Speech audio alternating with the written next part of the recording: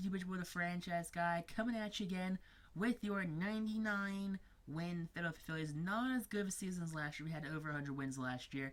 Slipped a little bit at the beginning of the season. We were below the Braves for a little bit. I think at one point we were below 500 actually for a tad.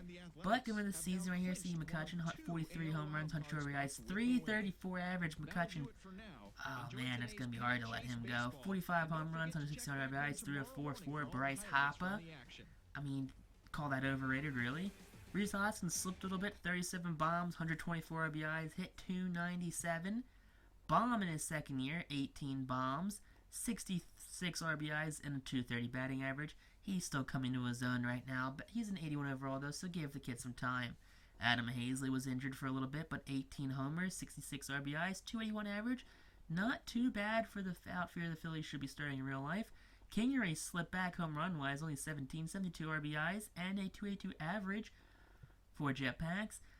Bryson Stott, I mean, he picked it up later in the season, but 10 homers, 30 RBIs, a 222 average, so look for bad things next year for him. James Buchanan is Phillip Roll for JT, 14 homers, 32 RBIs, 289, not the worst actually.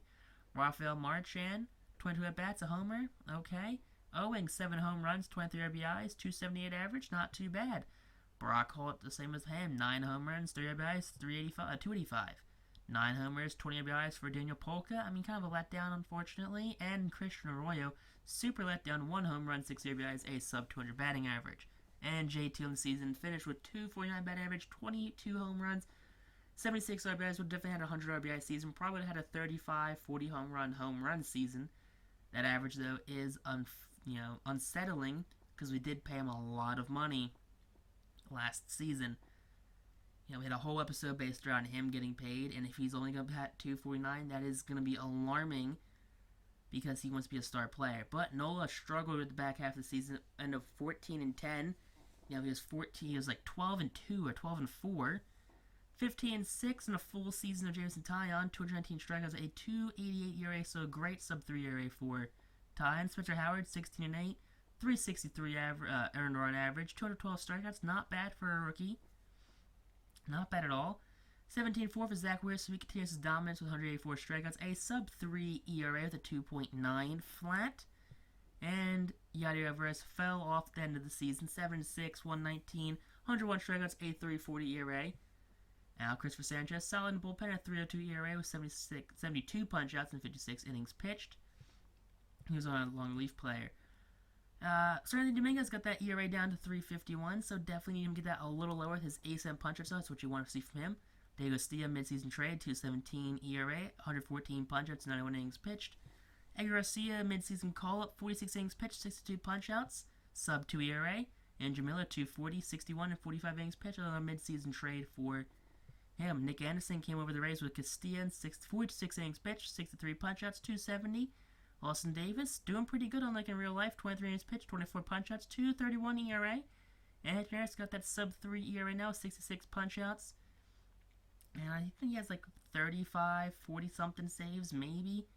Not actually too sure. But Spencer Howard is the winner of the National League Rookie of the Year, going 16-8 with 200 strikeouts, and Zach Wheeler and Adam Hazley both won Gold Glove awards. So you love to see that right there for the Phillies getting some awards. Acuna was MVP this year, unlike Harper, who was last year. And Clayton Kershaw wins himself another sign, going 17-7 with 2.67 ERA, 228 punch-outs. So classic Kershaw. Max Muncy is going to be your National League batting champ. Batting .339 this season, dethroning Christian Yelich back-to-back seasons. Edgar Santana is going to be your relief pitcher of the year. Had a chance to trade for him. We opted to not trade for him and trade for Nick Anderson, I believe. I forget who we opted not to trade for him. Spencer Howard beat out Carter Kieboom and Hunter Bishop, who were the two main competitors. I mean, not any contest, though. Kieboom might bat 251, Bishop bat under 250. Hank Aaron award goes to Acuna Jr., who slightly nudges out Andrew McCutchen. Wheeler is going to be your Gold Glove, beating out a Diamondbacks for the first time in a couple seasons. Shea Langeliers is going to beat out Jorge Alfaro Contreras. Freddie Freeman slightly nudges ahead of Rhys Hoskins, who had a higher film percentage, more putouts, and more assists. So don't know why he won, even though Hoskins was the better fielder. You see it right there. Ozzy Albies is going to be National League Gold Glover. And same with Nolan Arenado for the third baseman. He's going to keep doing his thing. Miguel Rojas is going to be the shortstop, while David Peralta in left field. Adam Hayes with that diamond defense, 1,000 fielding percentage, 209 putouts, and 6 assists. Conforto in right field, okay, 993. Silver Slugger for pitchers going to go to Steven Strasburg. Jorge Alfaro is going to dethrone JT Realmuto. If you play a full season, it probably would have been JT. Let's just be honest there. Freddie Freeman again slightly nudges out Rhys Hoskins, but he had a better season though. Can't argue with that offensively. Captain Hero is going to be your second base Silver Slugger. Nolan Arenado, Silver Slugger for the National League for third base. Javier Baez, back-to-back Silver Sluggers for the Cubs shortstop. Acuna slowly nudges out Andrew McCutchen. Cody Bellinger also slowly nudges out Andrew McCutchen for the outfield. And Bryce Harper also slowly nudges out Andrew McCutchen with a 304, 45 bombs, and 116 RBIs. Austin Meadows, former Pirates prospect, will be the MVP for the American League. So I like the difference in MVPs. You got Trout, Chris Davis, and now Austin Meadows. So it's a big difference right there. Chris Sale wins a Cy Young. Jose Altuve, the cheater, is your batting champ, even though he's batting under 200 now, like a 148. Roach Chapman is your third consecutive reliever of the year right now. Jamai Jones, Rookie of the Year, batted 298, 14 bombs, and 53 RBIs. Not a bad season for Jamai Jones. Mike Trout, of course, the reigning Hank Aaron Award winner. Daniel Mangden, Gold Glove for pitching right there. Slayton John used to, beating out Yusei Kikuchi. Christian Vasquez, back-to-back winner. Jesus Aguilar. Hansel Alberto defends his title for Gold Glove. Rafael Devers beats out Matt Chapman. Anderson Simmons beats out Frankie Lindor. Doesn't even come in contest. We got Renato Nunez. Starling Marte is now a member of the White Sox after joining the Diamondbacks last season. And Max Kepler going to beat out a Red Sox finally. Austin Meadows, the DH, is going to be your Silver Slugger for the DH position. Gary Sanchez, of course, beating out Mitch Garber, who did come in second place, though. Miguel Sano beats out, I guess, some people. Jose Altuve defends his crown. Matt Chapman keeps that turnstable going. Xander Bogaerts doing pretty good, beats out Marcus Semien. Franmil Reyes, I mean, look at that. Look at these revolving doors of, Mike Trout, never mind. So the revolving doors of outfielders, and you see Mike Trout as Tasker Hernandez, 46 bombs. Jeez, 112 RBIs for Teoscar. Not a bad season. But MLB league leaders, Harper led the league in runs, and Nola led the league in strikeouts, Wheeler winning percentage, and Aaron Nola with WAR for pitchers. But going to go through the league leaders right here for both American League and National League. Max Muncy 339. The closest Philly was Andrew McCutchen at 334. So not a bad season. Hits was Acuna 202. McCutchen had 200. At bats, Ozzie Albies. Bryce Harper had 621 to 663. So about 42 more at bats. Jeez. Doubles, Acuna had 53 doubles on the season. While Andrew McCutchen, all the way down here in 8th place, or tied for 8th, with 37. 37 to 53. Triples, 13 for Acuna Jr. He is a glitch. Scott Kingery had 8. So still pretty quick for Scotty Jetpacks, but just not 13 quick, though. Nolan Arenado led the league in home runs with 51. Harper had 45. McCutchen had 43. Hoskins had 37, 39, I don't know. RBIs is Acuna with 140. Jeez. The drop between first and second is 140 to 128, and Rhys had 124. Harper 121 runs right there. You love to see that. McCutchen had 120. Stolen bases we're up here because we don't steal all bases, but Jonathan Villar had 43 stolen bases. Harper led the National League in walks with only 98 walks, so no 100 walk players this year for the National League. On base percentage went to Max Muncy, with McCutchen coming in 3rd place right there, and holds third by himself. Harper and Hoskins were 9th and 10th. Slugging goes to Acuna Jr., followed not even close behind. 61 point difference between 1st and 2nd place.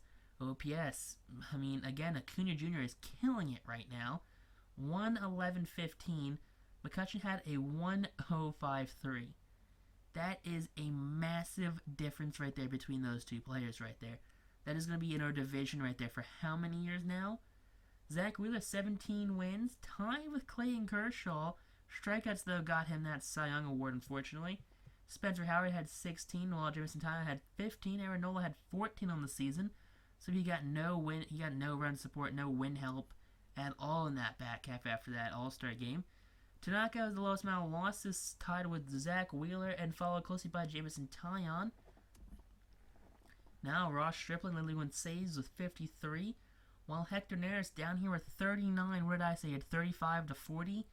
There you go, 39 saves. You got Nick Anderson and Andrew Miller down there too, but they got those saves not with Philadelphia. ERA went to Chris Paddock with a sub-2 ERA, a 196 ERA for Chris Paddock. Jamison Tyon with a 288 for 8th, and Zach Wheeler 10th with a 290. So absolutely killing it right now. Andrew Triggs led fewest amount of home runs, allowed 14. Clayton Kershaw led the league with shutouts with 4. Nola, Tyon, and Howard all had 1. Strikeouts, 7 more than Jacob deGrom, who's injured, but Nola, 260 strikeouts. Could have had 300 strikeouts season if he remained hot, but it seemed like he cooled off definitely in that back half. Complete games, 5 by Clayton Kershaw. Nola had 3. So Kershaw definitely regaining that, prime form right now. Innings pitched 219.2, slightly nudging out Clayton Kershaw's 219.1. And about 4 more innings more than Jamison Tyon and a couple more than Aaron Nola. Only 38 walks allowed by Walker Buehler with 38. Good control there. Brandon Woodruff, lowest whip in the league, sub-1 at a 197. James Tyon had a 106. That's only good for fifth place in the National League. Aaron Nola, solid 6 pitcher WAR. 5.5 points better than Sonny Gray and 0.7 points better than Jacob deGrom. 12.5 for Ronald Acuna Jr. And our best Phillies batter was a 9.3. It was Andrew McCutchen. Bryce Harper was a 7.6. And Rhys Hoskins was 6.5. So Acuna was almost double Bryce Harper, or Rhys Hoskins. The trash can banger Jose Altuve led the National American League in average with 332. Gosh, I hope we play the Astros one time just so I can, hopefully have Zach Wheeler pitch and unfortunately have a 99-mile-an-hour fastball just, slip out of his hand. Diego Castillo, Seranthony Dominguez also pack some heat too, so maybe one of those will slip and hit Jose.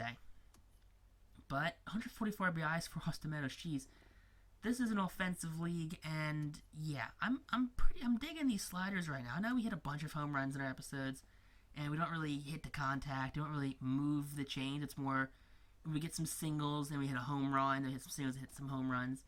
But these numbers, these are some fun numbers right here. This is what fans want for baseball. They want baseball to not have juiced balls.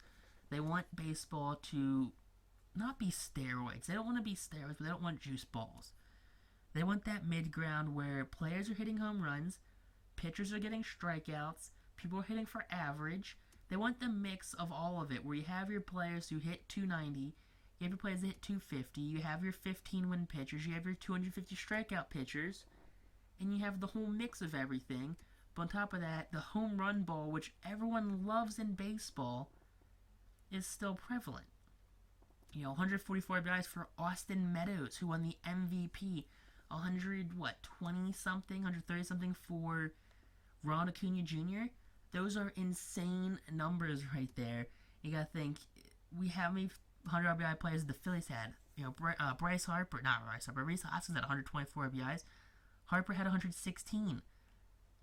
Those are immense numbers right there, and you love to see stuff like that happening. At least I do. I like when baseball is offensive, not offensive, but, offensive. Trout, 10.6 batter WAR, so 2 points behind Acuna Jr. That's just showing how good Acuna Jr. was this season. Take a look at the top 50 prospects. Bobby Witt Jr., Julio Rodriguez, Spencer Torkelson, Brett Baty, Eric Pena, D.L. Hall, Xavier Edwards. We got Jordan Groshans, Christian Robinson, Daniel Espino, Keibert Ruiz, Stone AAA. Michael Bush, Cristobal Gonzalez, Leo Carvajal. I don't know what to do with him. Because the thing is, Leo Carvajal, as cool as he is, he's a potential player. He's 18, or he's 19. I think he's still 18.